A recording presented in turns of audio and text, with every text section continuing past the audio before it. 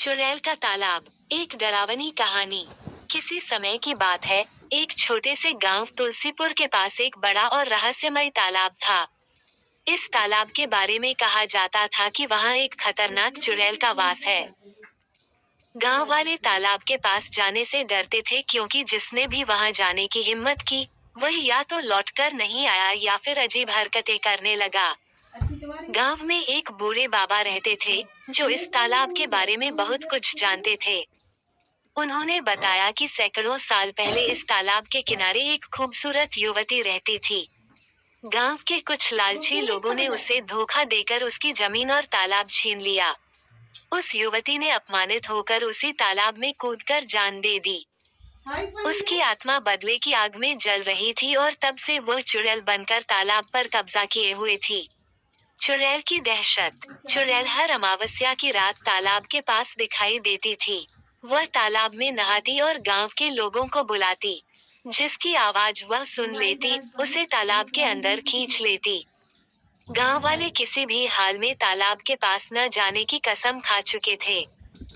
लेकिन एक दिन गांव के मोहन नामक लड़के ने चुड़ैल के श्राप से गांव को मुक्त करने की ठान ली। तालाब से मुक्ति का सफर। मोहन ने गांव के बाबा से सलाह ली। बाबा ने कहा, चुड़ैल का श्राप तभी खत्म होगा जब उसकी आत्मा को न्याय मिलेगा। तुम्हें उस चुड़ैल से बात करनी होगी और उसकी कहानी समझनी होगी। बाबा ने मोहन को कुछ मंत्र और एक पवित्र तावीज दिया। अमावस्या की रात मोहन तालाब के पास पहुंचा। चुड़ैल ने अपनी खौफनाक आवाज में पूछा, तुम कौन हो और यहाँ क्यों आए हो? मोहन ने बिना डरे जवाब दिया, मैं तुम्हारी मदद करने आया हूँ। मुझे बताओ तुम्हारी क्या इच्छा है? चुड़ैल ने रोते हुए अपनी कहानी बताई और कहा, जब तक मुझे न्याय नहीं मिलेगा, मैं इस तालाब को नहीं छोड़ूंगी। मुझे धोखा देने वालों की आत्माएं इस तालाब में कैद हैं। उन्हें मुक्त करो और मुझे मोक्ष दो। अंतिम मुक्ति। मोहन ने चुड़ैल की बात मानी और मंत्रों का जाप कर बाबा के दिए तावीज से तालाब की शुद्धि की। उसने चुड़ैल से वादा किया कि गांव के लोग उसकी आत्मा के लिए हर साल पूजा करेंगे। धीरे धीरे तालाब से अजीब आवाजें आनी बंद हो गईं। चुड़ैल की आत्मा मोक्ष प्राप्त कर गई और तालाब फिर से शांत और पवित्र हो गया।